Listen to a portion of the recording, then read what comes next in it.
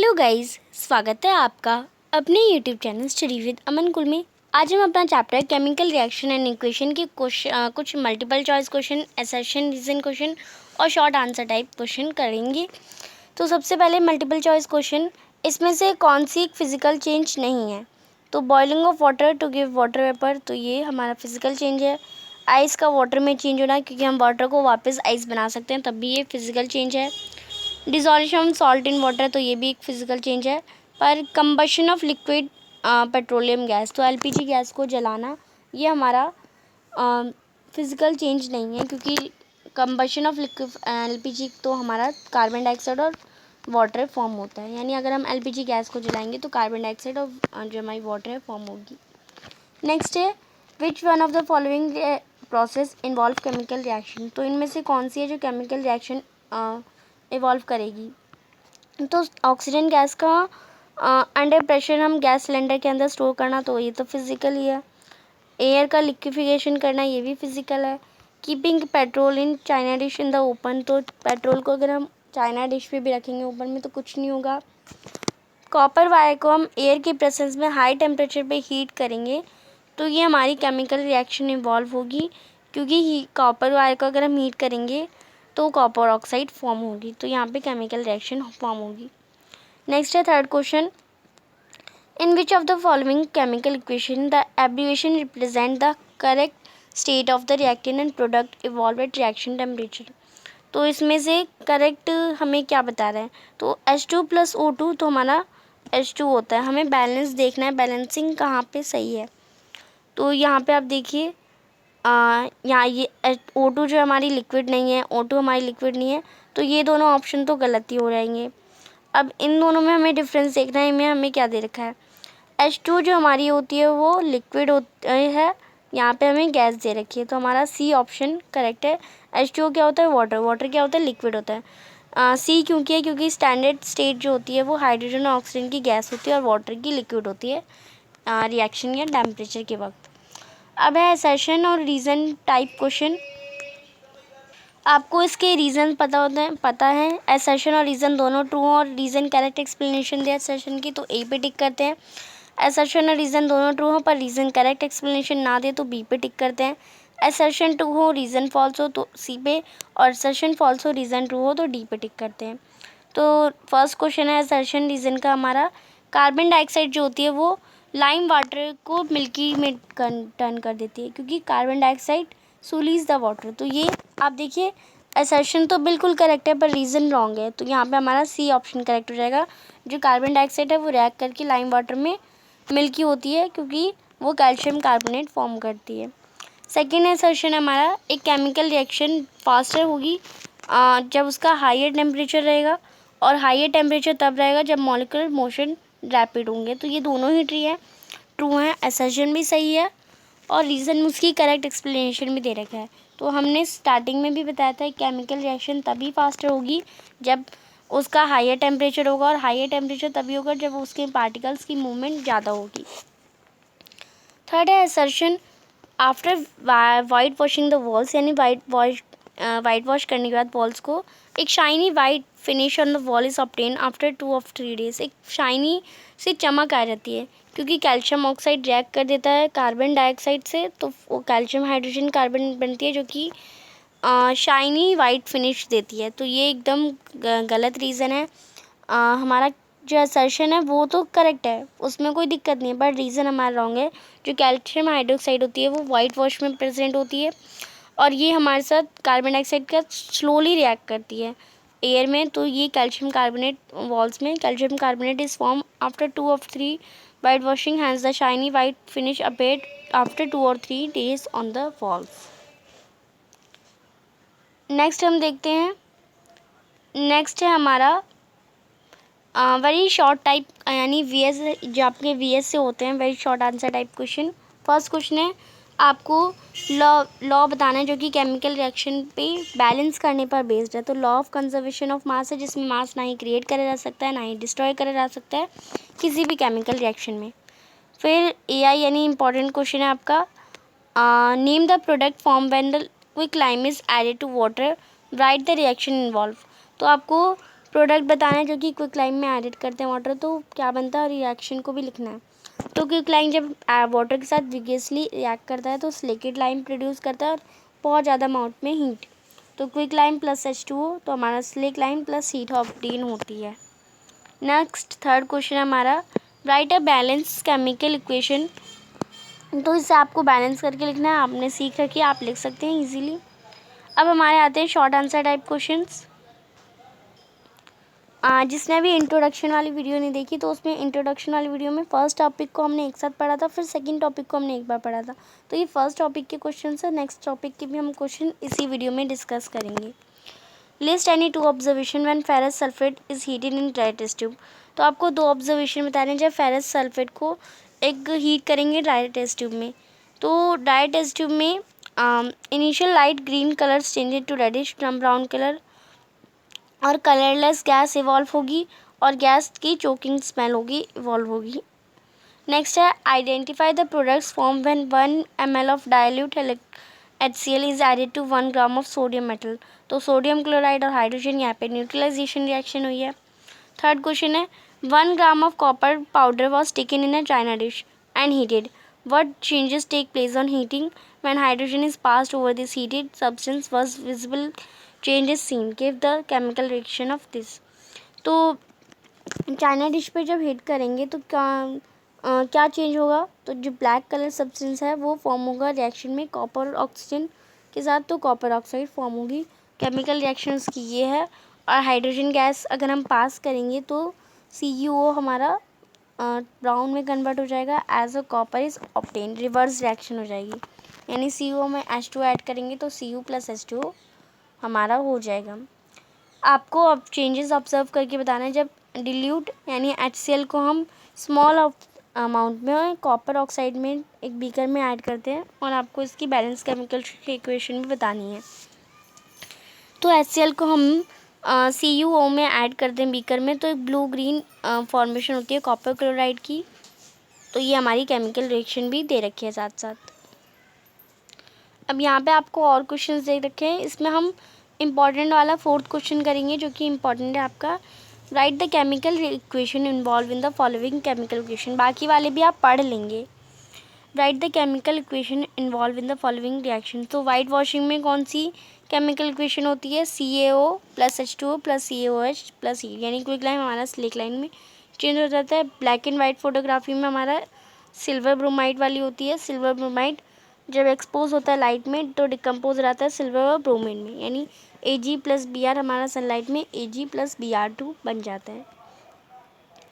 Long answer type first question important है, mention with reason the colour changes observe when silver chloride is expose to sunlight. तो silver chloride को हम sunlight में expose कर देंगे तो वो हमारा सिल्वर मेटल और क्लोरीन गैस में डिकम्पोज हो जाएगा, और जो कि वाइट कलर सिल्वर क्लोराइड का होगा, ग्रीनिश वाइट कलर हमारा में चेंज हो जाएगा सिल्वर मेटल की वजह से, और ये फोटोकेमिकल डिकम्पोजिशन रिएक्शन हो गया। इसकी इक्वेशन हमें कुछ इस टाइप पे दे रखी है। नेक्स्ट है एक पीस ऑफ जिंक है जो कि कॉपर सल्फेट सॉल्यूशन में ड्रॉप कर दिया गया है। आपको अपना आंसर रिएक्शन के साथ बताना है। तो जिंक जो है हमारा मोर रिएक्टिव होगा कॉपर से, तो कॉपर को डिस्प्लेस कर देगा और एक नया प्रोडक्ट बन जाएगा, वही हमारी डिस्प्लेसमेंट रिएक्शन होती है, यानी zinc more reactive metal displaces less reactive metal from it salt solution. तो ये हमारी रिएक्शन होगी। नेक्स्ट है बी पार्ट इसका, name the colour of precipitate form when lead nitrate solution is added to potassium iodate solution. तो yellow colour का lead iodate के साथ फॉर्म होगा। नेक्स्ट सेकंड क्वेश्चन है, आपको केमिकल रिएक्शन डिफाइन कर देनी है। 4 observation that chemical reaction take place, तो वो चेंज इन स्टेट वाली बता देना है आपको। Right one example of each observation with balance chemical equation. तो यानी आपको पहले केमिकल रिएक्शन डिफाइन करनी है और उसकी कोई 4 आपको, जैसे evolution of gas, change in colour, कोई 4 बताने और इसकी मीनिंग भी बतानी, यानी रिएक्शन हमारा जिंक और इसे इक्वेशन के साथ भी आपको बताना था। तो आप बता देंगे, इसे सुबह हमने नए लास्ट इंट्रोडक्शन वाली वीडियो में पढ़ा था। आपको बैलेंस करना है इन इक्वेशन को, calcium hydroxide plus carbon dioxide, तो कैल्शियम कार्बोनेट प्लस वाटर। इनका सबसे पहले आप ये लिखेंगे, इनके सिंबल्स लिखेंगे और फिर इन्हें बैलेंस करके भी लिख देंगे। तो ये इंपॉर्टेंट क्वेश्चन है, आप इसे कर लेंगे।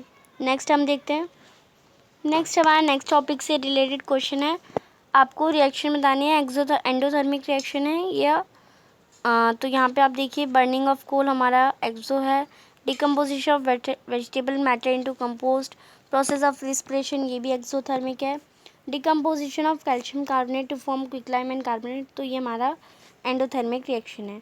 और रिएक्शन जिसमें एनर्जी फॉर्म ऑफ हीट और लाइट या ब्रेक होती है उसे हम एंडोथर्मिक रिएक्शन कहते हैं। नेक्स्ट हम देखते हैं, अब हम इसमें इम्पॉर्टेंट क्वेश्चन देख लेते हैं। तो यहाँ पे आप देखिए,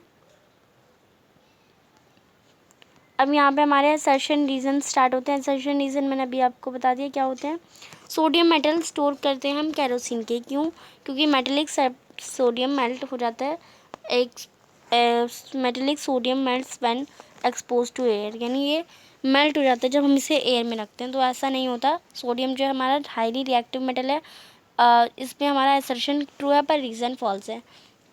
और हम इसे केरोसिन में इसलिए रखते हैं क्योंकि हम ऑक्सीजन के कांटेक्ट और मॉइस्चर के कांटेक्ट से बचाते हैं इसे। अगर ये कांटेक्ट में आ गया तो ये हमारे सोडियम हाइड्रोक्साइड और एयर फॉर्म करेगा, जो कि एक स्ट्रांगली एक्सोथर्मिक रिएक्शन है जिसमें हीट ज़्यादा प्रोड्यूस होगी और आग भी लग सकती है। तो ये हमारा अगर रीज़न होता तो करेक्ट होता, तो इसलिए आपका सी ऑप्शन करेक्ट है। नेक्स्ट है to dilute sulphuric acid, acid is added to water and not water to acid. आपको पता है सल्फ्यूरिक एसिड को हम डिल्यूट करते हैं तो हम एसिड में वाटर ऐड नहीं करते।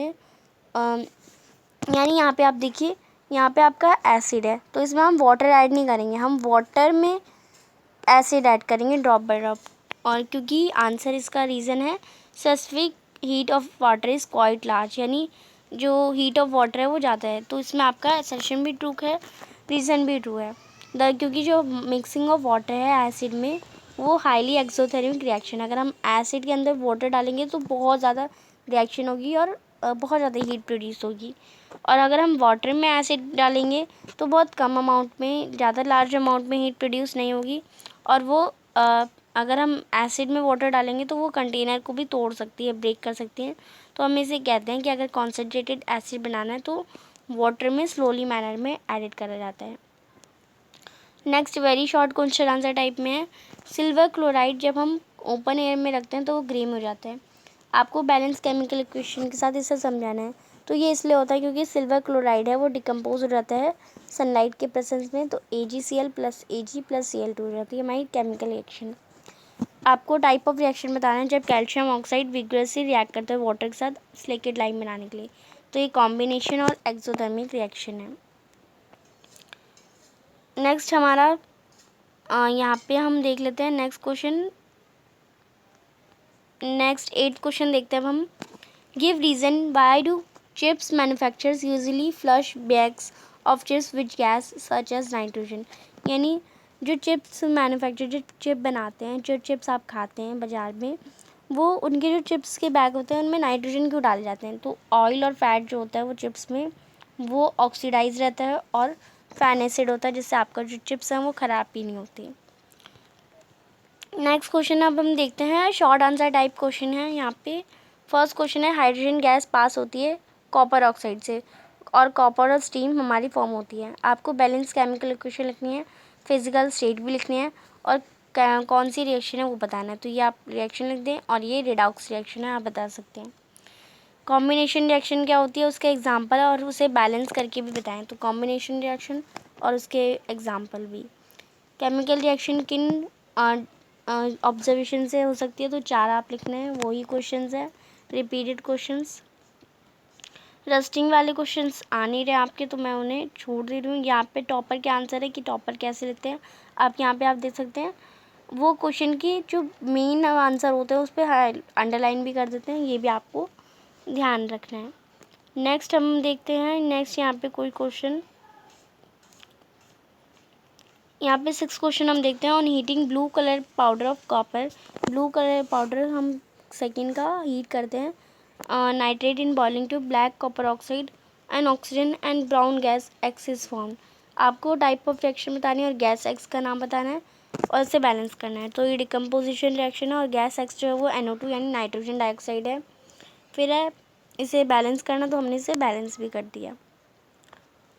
फिर है 7th question, define the term decomposition reaction. तो डिकम्पोजिशन रिएक्शन को डिफाइन करना है और आपको थर्मल डिकम्पोजिशन और इलेक्ट्रिकल डिकम्पोजिशन का एग्जाम्पल भी बताना है। तो यहाँ पे आप ये बता सकते हैं, ये थर्मल का हो जाएगा, ये इलेक्ट्रिक का हो जाएगा। और डिकम्पोजिशन वही होती है जो सिंगल रिएक्टेंट्स हमारा सिंपल प्रोडक्ट्स में फॉर्म होता है बाय हीटिंग, बाय हमारा फॉर लाइट और बाय इलेक्ट्रिसिटी। तो यहाँ पे ये क्वेश्चंस आपके हो जाएंगे। नेक्स्ट ऐसे बैलेंसिंग का ही क्वेश्चन है। 11th क्वेश्चन इंपॉर्टेंट है। आपको बताना है, name the term use to indicate the development of unpleasant smell and taste of fat oil containing food it's to oxidation. What are antioxidants and what are the added to fat and oil containing food. तो ये वाला question जो है वो आपका important है, but ये इस साल के सिलेबस में आपका आएगा ही नहीं क्वेश्चन। एनसीडीटी पर बेस्ड है question. Case based studies questions भी आपके आएंगे, तो आप यहाँ से भी आइडिया ले सकते हैं। कुछ टर्म्स जो आपको पता होनी चाहिए। केमिकल इक्वेशन एक सिम्बॉलिक रिप्रेजेंटेशन होता है केमिकल रिएक्शन जिसमें रिएक्टेंट्स और प्रोडक्ट्स होते हैं। इलेक्ट्रोसिस होती है जब डिकम्पोजिशन रिएक्शन इलेक्ट्रिक करंट के थ्रू होती है तो उसे इलेक्ट्रोसिस कहते हैं। रिडॉक्स रिएक्शन जिसमें ऑक्सीडेशन और रिडक्शन दोनों एक साथ होती हैं उसे रिडॉक्स कहते हैं। ऑक्सीडाइजिंग एजेंट क्या होते हैं, जिसमें ऑक्सीजन ऐड होती है या यहाँ पे इलेक्ट्रोमैग्नेटिक एलिमेंट होता है अदर एलिमेंट का, और हाइड्रोजन रिमूव होती है। बस हमें ये याद रखना है, ऑक्सीजन ऐड होती है, हाइड्रोजन रिमूव होती है, वो ऑक्सीडाइजिंग एजेंट। और रिड्यूसिंग एजेंट में हाइड्रोजन ऐड होती है और ऑक्सीजन रिमूव होती है, ये हमें याद रखना है। यहाँ पे आपका चैप्टर्स भी कंप्लीट होता है और यहाँ पे इसके क्वेश्चंस भी कंप्लीट होते हैं। नेक्स्ट वीडियो हम नेक्स्ट चैप्टर करेंगे। चैनल को अभी तक सब्सक्राइब नहीं किया तो प्लीज़ चैनल को सब्सक्राइब ज़रूर करें, ज़्यादा से ज़्यादा दोस्तों के साथ शेयर करें। और वीडियो अच्छी लगे तो इसे लाइक ज़रूर करिएगा। Thanks for watching. Bye bye guys.